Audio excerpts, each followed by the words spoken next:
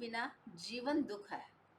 इससे अच्छी या इस तरह की पंक्तियाँ हमें कहाँ कौन से मतलब संस्कृति में मिलेगी? पीड़ा, पेन इज़ गेन, यहाँ पर हम ये कह सकते हैं। लेकिन पेन प्यार में ही होता है, बाकी तो ठीक है। अ, जाओ रे जोगी तुम जाओ रे, ये है प्रेमियों की नगरी। हम भारतवर्ष के मतलब विरासत को सँभाले हुए हैं। हम कितने भाग्यशाली हैं। विरासत को सँभालने में आपको एक कठिन परिश्रम करना होता है। आपकी जो निजता है और जो विरासत है, इन दोनों के बीच में कम्युनिकेशन बराबर होना चाहिए, तब उस विरासत का कोई अर्थ है। प्राचीन भारत प्रेमियों की नगरी रहा होगा। ये बात हम अंदाज़ लगा रहे हैं कि समवेयर 10,000 से 20,000 साल पहले की होगी। क्योंकि हम ये मानते हैं कि 5,000 साल पुराने वेद उपनिषद हैं। नॉर्मली ये मान लिया जाता है, पंचम वेद जिसे कहा जाता है, नाट्य शास्त्र, ये मान लिया जाता है कि समवेयर 5,000 साल पुराने हैं। लेकिन हम इस विषय को की मतलब उलझन को छोड़ेंगे। अ, जो पॉपुलरली जो बिलीफ है उसी के साथ हम जा रहे हैं। लेकिन यहाँ पर ये अंदाज़ लगाना बहुत आसान है कि कोई भी विषय आसानी से विकसित नहीं होता है। वो विकसित होने में अपना एक पूरा समय लगाता है। क्यों? क्योंकि ये जो देश काल और परिस्थिति है, समय और स्थान दोनों मिलकर एक परिस्थिति का निर्माण करते हैं। वो परिस्थिति एक विशेष प्रकार के जर्म्स, बैक्टीरिया, फंगस और वेजिटेशन को डेवलप करती है। वो विशेष प्रकार के जर्म्स, बैक्टीरिया, फंगस और वेजिटेशन आश्चर्यजनक रूप से जिन परिस्थितियों के सहारे से अपने आप को स्थापित करते हैं जीवन के रूप में, वो अपने होने के अपने जीवन को जीने के प्रोसीजर को आगे लेकर जाते हुए उन परिस्थितियों को बदल देते हैं। ये जीवन की सबसे खूबसूरत चीज़ है और इसे प्राचीन भारत ने अपने तरह से समझा था। वो बदल देते हैं, तभी तो वो पीछे वालों को के लिए रास्ता बनाते हैं, तभी तो समय बदलता है। परिस्थितियाँ बदल जाती हैं। किसके कारण बदल जाती हैं? जिनको वो खड़ा करती हैं, उन्हीं के कारण बदल जाती हैं। जिनको वो रास्ता देती है, जिनको वो जीवन देती है, जिनको वो अभिव्यक्त करने का मौका देती है खुद को, वही उसे बदल देते हैं। और उस बदलाव के कारण जीवन अब एक नया रूप धारण करता है। नई परिस्थितियाँ खड़ी होती हैं। जब नई परिस्थितियाँ खड़ी होती हैं तो नए प्रकार के germs, bacteria, fungus, vegetation develop होती है। प्राचीन भारत के जो स्क्रिप्चर्स हैं उनमें इसी इस सिद्धांत को अलग-अलग प्रकार से बताया गया है। शिव और पार्वती की जो कथा हम पढ़ते हैं पौराणिक ग्रंथों में, हमें अंदाज़ लगाना बहुत आसान है कि ये मूल स्वरूप में कितनी इंटेंस रही होगी। ऋषि हैं, मुनि हैं, दक्ष राजा दक्ष हैं, ब्रह्मा जी हैं, विष्णु भगवान हैं वहाँ पर। और उन सारी कथाओं को पढ़कर हमें समझ में आता है कि वो कितनी इंटेंस रही होगी उस समय। अपने प्रारंभिक दौर में वो कथाएँ बहुत इंटेंस रही होंगी, लेकिन क्योंकि सभ्यता ने हमारा जो एक नेचुरल वे ऑफ लाइफ था उसको छीन लिया। सिविलाइज्ड होने में हमें हमारा जो नेचुरल वे है ऑफ लाइफ है उसको हम प्रतीक रूप में जी रहे हैं। तो वो जो छीन लिया गया है उसे वो मतलब छीन लिया है, तो हम उसके कारण कथाओं में भी परिवर्तन आया। लेकिन उनका मूल स्वरूप एज इट इज़ है ऐसा मानने के हमारे पास में बहुत कारण है। विषय को मतलब विषयांतर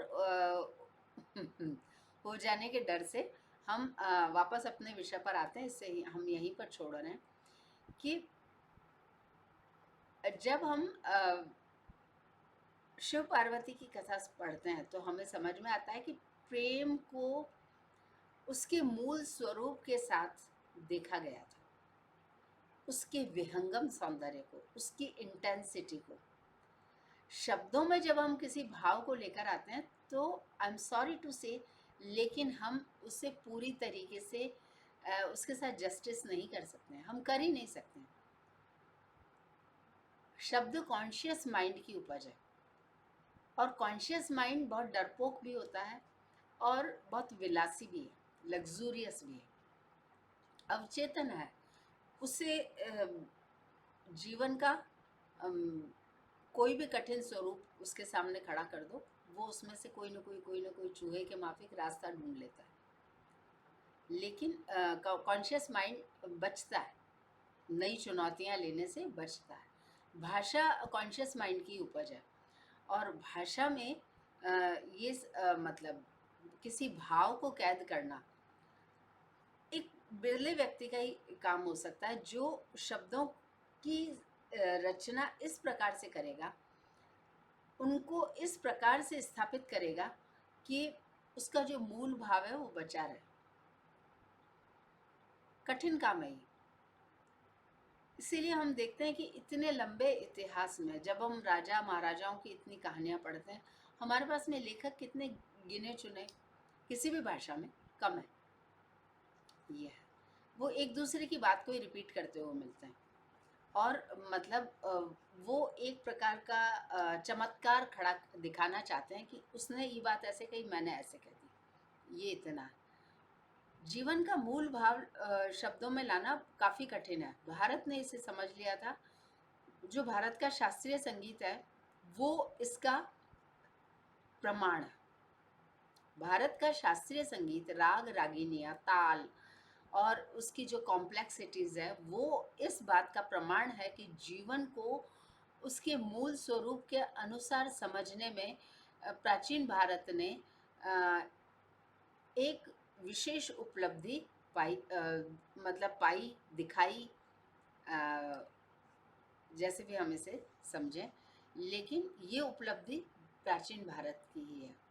जाओ रे जोगी तुम जाओ रे, प्रेम की पीड़ा सच्चा सुख है। ये सुख कैसे हुआ? मुझ में जो भी शक्ति है उसका यदि मैं मैक्सिमम हाइट, जो कि यदि मैं प्राप्त कर लूँ किसी भी प्रयास से, कोशिश से, किसी भी काम को करते हुए, चाहे वो तपस्या हो, चाहे वो संथारा लेना हो, चाहे वो त्याग हो, तपस्या हो, प्रेम हो, कुछ भी हो, उसका जो मैक्सिमम है, उसे यदि हमने चरम क्लाइमैक्स पॉइंट यदि हमने उससे पा लिया तो वही सुख है। और पीड़ा में ये है कि दिमाग जितने प्रोजेक्ट्स बना सकता है वो बनाता है और आगे लेकर चलता है। एक प्रेमी कितना भी अंधेरा है या कितना भी सूरज का प्रकाश तेज है, यदि वो प्रेम की खुशबू उससे मिल जाती है तो वो कितना भी अंधकार घना है वो उसमें से निकल जाएगा। सूरज का ताप कितना भी तेज है पर वो उसमें से अपना रास्ता बना लेगा।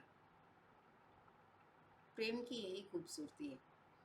तो ये प्रेम की पीड़ा सच्चा सुख है, इसका अर्थ यही बनता है यहाँ पर। और हम भारतीय हैं, ये शिवलोक है, इसे शिवलोक मानिए।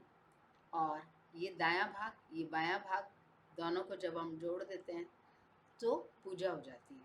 ऐसे तो पूजा के अनेकों प्रकार हैं, लेकिन पूजा यही संपन्न हो जाती है। अर्थात दायां और बायां, बेहोश दिमाग और अवचेतन मस्तिष्क दोनों मिलकर एक शक्ति विशेष को अपने मेमोरी में स्थापित कर चुके हैं, और वो उनकी स्थापना जो है वो एक नई जीवन को दिशा देती है, दशा बनाती है उसकी। और स्ट्रगल तो है, जीवन में स्ट्रगल के बिना कुछ नहीं होता।